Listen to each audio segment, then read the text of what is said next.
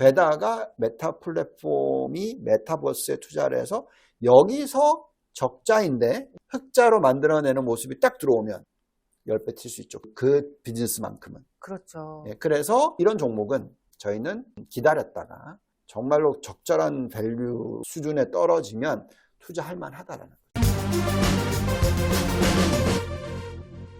근데 이런 철학 나름의 그 기준을 가지고 또 매수하는 거네요. 네, 있어야 됩니다. 그러니까 뭐 워런 버핏님 같이 가치 투자를 하시는 분들은 저보다도 훨씬 더 레이 사이클에 투자를 하시는 거죠. 그러니까 이해 가시죠? 네. 원래 워런 버핏 투자 철학을 많이 공부를 하신 분들은 옛날에 워런 버핏님은 아이티 안 산다, 난 모른다 이거였잖아요. 그러니까 얼리 기술에 대해서 이해도가 없으면 투자를 안 한다였고, 대표적인 기업들 투자하시는 거 보면은 뭐 애플 전에는 뭐 코카콜라, 에너지 관련주 또는 은행 다 보면 가치주 성향이잖아요. 네. 그래서 언제 가치가 실질적인 캐시플로우보다도 엄청나게 떨어져 있느냐에 따라서 엔트리를 사는 거잖아요.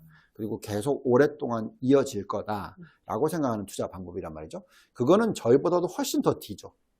저희는 그래도 성장주들을 좋아하는데 실적이 아예 안 나오는 거는 못 사. 근데 실적이 나오기 시작해서 시장 점유율 1등부터 4등 안에 들어갈 종목들은 사기 시작해요. 그리고 가치주도 사고. 이렇게 지금 만들어 놓은 저희 전략인 거고, 모든 투자 전략은 제가 펀드 오브 펀드를 운영한 적도 있어서 뭐냐면 이제 남의 펀드를 투자를 하는 펀드. 네, 그거를 또 제가 싱가포르에 있을 때 봤었기 때문에 정말 많은 전략을 들어보거든요. 뭐 가치주 성장주뿐만이 아니라 수백 개가 있어요. 저도 뭐 제 나름의 전략이 있어요. 네. 네, 그래서 그거를 들어보면은 다 자기만의 어떤 논리가 있고 거기에 맞춰서 투자를 하는 거거든요. 그래서 저희는 어쨌든 저희 철학대로 투자를 하고 있기 때문에 성장주를 투자를 안 하면 안 된다고 생각해요. 최근에 보시면은 워런 버핏님의 그 버크셔 해서웨이 수익률은 S&P 500을 작년까지만 해도 상당히 언더 퍼포먼스를 10년 이상 했단 말이죠. 그 기간 내내 성장주들이 아니면 메가 기술주들이 수익률이 너무너무 좋았잖아요. 그래서 그나마 애플을 들고 있었기 때문에 저조한 수익률을 달성하는 폭이 그렇게 크지 않았지만, 만약에 애플이 없었다고 치면 방어를 못했겠네요. 못했겠죠. 그래서 저희는 지금 시대는 많이 변했다고 생각합니다. 이거는 뭐 오만이 아니고요. 네. 그냥 거기에 따른 어떤 전략을 세워서 얘기를 하는 거지, 저는 다시 말씀을 드리지만 워런 버핏님의 투자 철학을 가장 존경합니다. 거기에 맞춘 투자 전략인데 저는 트레이더가 또 아니기 때문에 그 소로스 투자 전략을 쫓아가는 것도 아니고 너무 보수적인 것도 좀 저한테는 좀 답답하게 느껴지고, 네. 그래서 딱 중간적인 철학이 성장주를 투자를 하더라도 실적이 뒷받침되는 성장주를 투자한다, 이런 거죠. 근데 사실 성장주 투자할 때 같이 많이 이야기하는 게 금리 이야기를 안 할래 안 할 수가 없지 않아요? 안 할 수 없죠. 그럼 성장주들이 최근에 1월장에 올랐던 거는 금리 인하까지는 아니더라도 연내 무조건 중단할 것이다라는 확신이 생겨서 좀 그런 거죠. 맞아요. 자, 그런데 이것도 저희의 투자 철학하고 연결이 또 되는 거예요. 왜냐하면 과거에 금리에 민감한 게 성장주다라고 얘기했잖아요.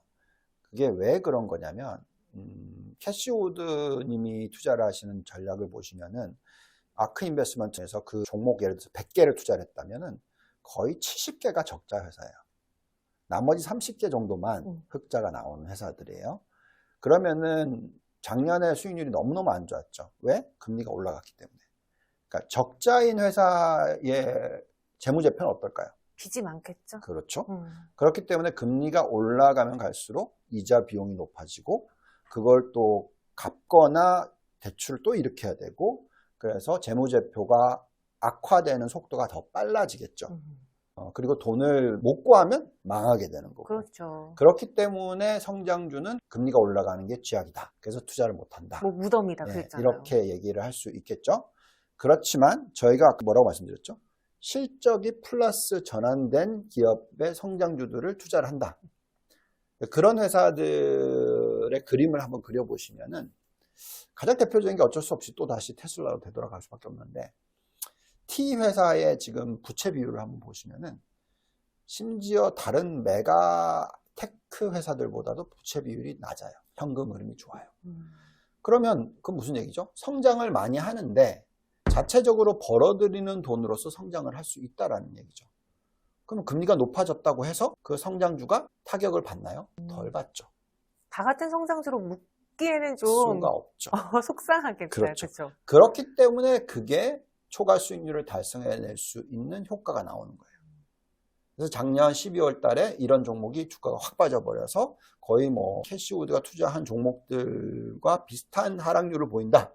그건 정말 기회가 된 거죠. 그래서 $100 수준까지 떨어지는 케이스는 정말 이건 정말 오랜만에 온 투자의 기회가 되는 거죠. 그 이외에도 마찬가지 여러 가지 종목들이 있을 겁니다. 가장 주가의 흐름에 마이너스 모습이 나타났던 회사가 현금 흐름이 굉장히 좋은 회사였지만 새로운 신산업에 투자를 했던 메타 플랫폼, 페이스북. 자, 페이스북은 여전히 이익이 높아요. 현금 흐름이 좋습니다. 네. 대신에 메타버스에 투자를 엄청나게 많이 했고 이쪽에 대해서 손실률이 굉장히 높아요. 그래서 가지고 있는 현금 가지고 이거를 투자를 하는 거죠. 메꾸고 있는 거죠. 근데 이 회사가 망할까요? 그것까지는 아니겠죠? 그러면 주가가 고점 대비해서 70%, 80% 빠지면 살만한 게 되겠죠. 게다가 메타 플랫폼이 메타버스에 투자를 해서 여기서 적자인데 네. 흑자로 만들어내는 모습이 딱 들어오면 10배 튈 수 있죠. 그 비즈니스만큼은. 그렇죠. 예, 그래서 이런 종목은 저희는 기다렸다가 정말로 적절한 밸류 수준에 떨어지면 투자할 만하다라는 거죠. 그래서 요즘의 투자 방법에 있어서는 옛날같이 무조건 성장주는 적자 기업이고 매출 증가율이 높고 나중에 흑자 전환하기 때문에 투자하다 이런 전략이 아니고요. 이제는 삼성전자도 마찬가지고 요즘에는 워낙 커진 기업들이 자기가 가지고 있는 현금 흐름을 가지고 신기술에 투자를 하고 시장 점유율을 높여가고 이런 걸 할 수가 있다는 거죠. 그래서 종목 선별이 그래서 옛날보다 훨씬 더 어려워졌다. 네. 그렇지만 어려워졌지만 대신에 장기적으로 투자하기엔 더 편해졌다.